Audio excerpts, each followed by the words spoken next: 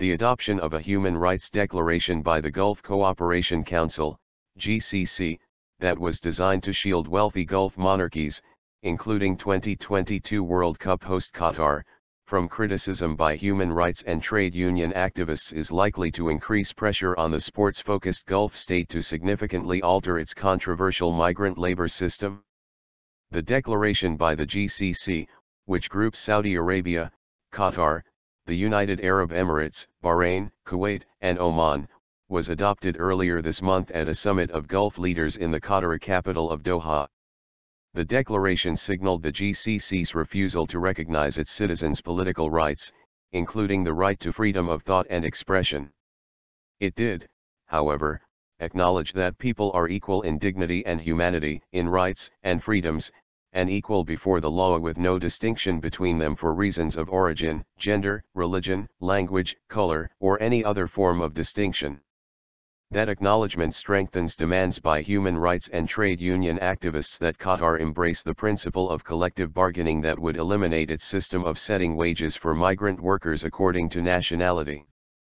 Proponents of a radical reform of Qatar's sponsorship, or kafala system, that puts workers at the mercy of their employers have argued that Qatar needs to introduce a uniform minimum wage and authorize collective bargaining, a key demand of the International Confederation of Trade Unions, ICTU, one of Qatar's toughest critics.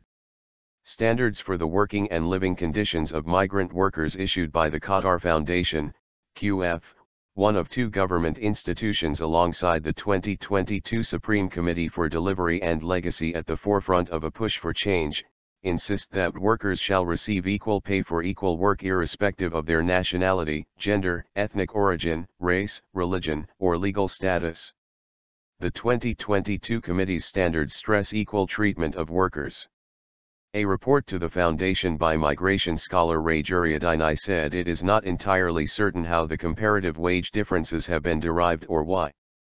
The report recommended the introduction of a minimum wage to eliminate discriminatory wage policies as part of an effort to ensure Qatar's competitiveness.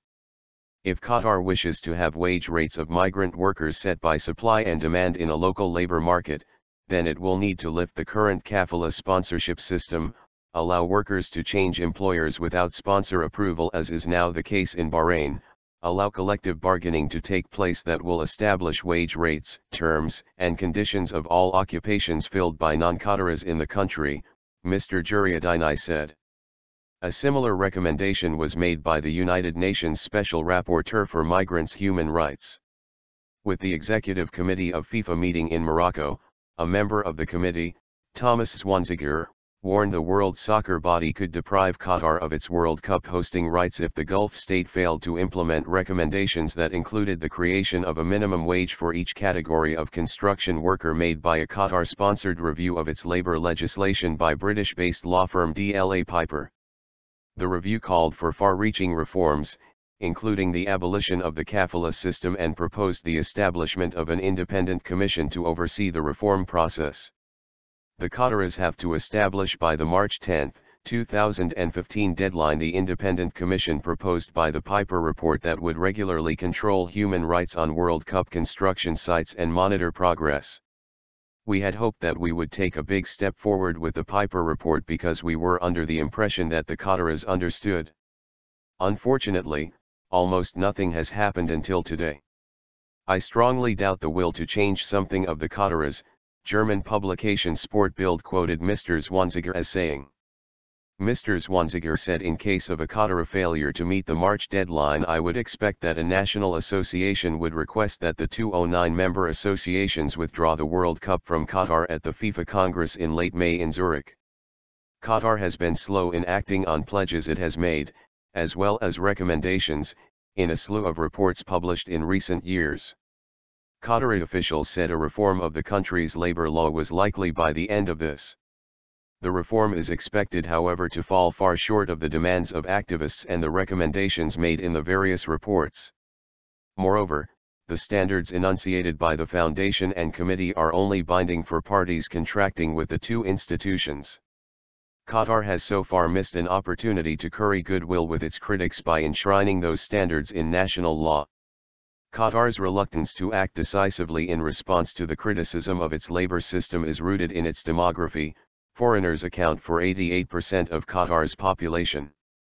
As a result, Qatars fear that their need for foreign labor at all levels of society threatens their grip on their state and culture.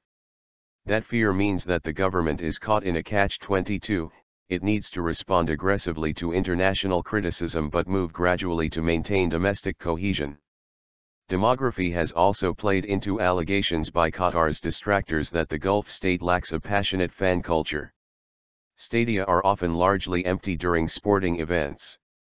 To counter the criticism, Qatar allegedly pays migrant workers up to 30 Qatari riyals, $8, to attend sporting events, at times dressed up in Qatari national dress. For this pittance, workers from Africa and Asia sprint under the blinding sun in the Doha industrial zone, where they're housed and surround a still-moving bus like bees on honey. They sit through volleyball, handball, and football, applaud to order, do the wave with no enthusiasm, and even dress up in white robes and headscarves as Qataris, to plump up home crowds, said John Lester, an Associated Press reporter who joined one of 3 buses carrying some 150 workers paid to attend a volleyball match. Mr. Lester reported that there were discrepancies in payments made to different workers to attend a sporting event. Numerous workers said they regularly make up numbers at sports events. Qatar League football games pay 20 or 25 riyals, they said. A Kenyan said he made 50 riyals at handball. The presenter of last month's successful Qatar bid for the 2019 World Athletics Championship, Aphrodite Moscudi, noted that Qatar has a true passion for sports. Everything in our country revolves around sport, quipped Mr. Lester, or, when passion is lacking, around money.